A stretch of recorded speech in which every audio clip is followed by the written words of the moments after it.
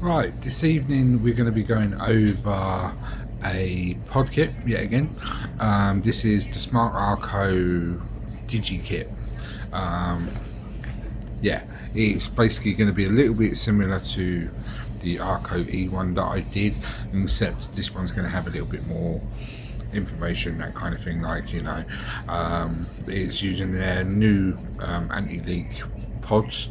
I mean, to be fair, pods these days are usually pretty good, so unless they're talking about sustained leaking, maybe when a device hasn't been used all that much and it just, PG levels and it just settles and goes pretty much everywhere.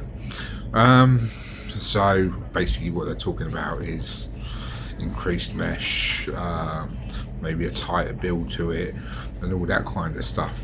As I said, much like the Arco E1, I've been pretty much hammering the crap out of mine.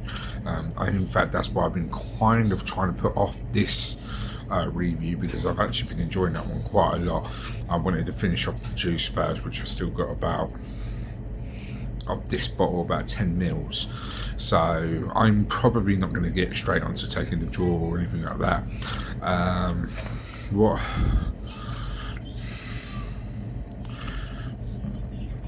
This is the exact same pod as the one before. The functionality, same 0.6, one pod in this one. Same 0.6 pods. I haven't got any spares. It's supposed to do a 1.1 and a 0.4. But I know what's readily available to 0.8 and the 0.6. So, and that's what's standard with the kits.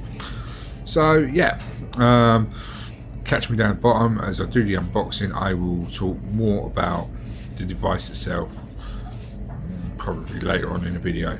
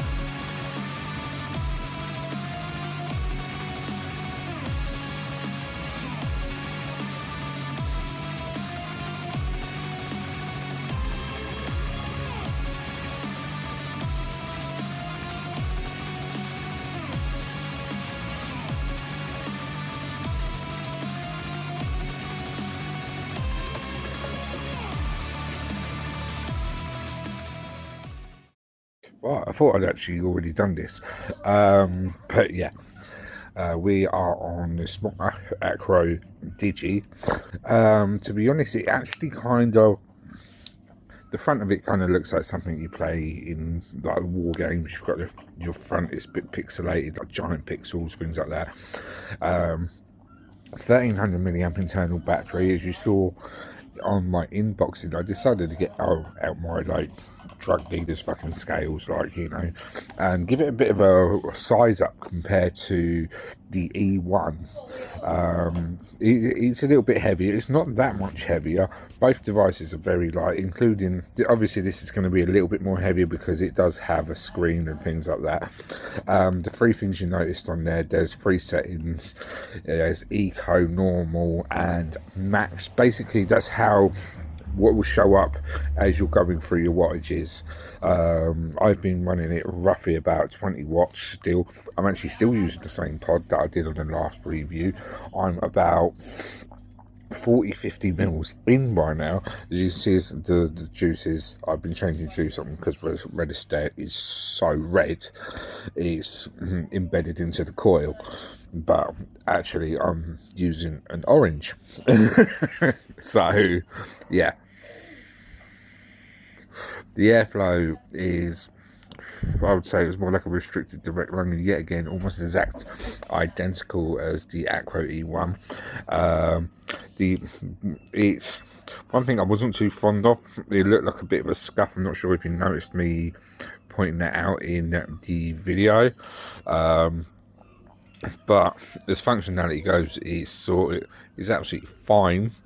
The colour I'm not too fond of, if I'm honest, and there's like a weird little design behind the screen, so it's, I don't know, it seems to me more pod kits are kind of doing that at the minute. I would, what I like, I don't know why these pods feel a little bit different from the Nova pods. I mean, the Nova pods I could put in my mouth and balance it in my teeth a bit more easier. This I don't feel like I can. I mean, that's a bit nitpicky, but it's a good little device.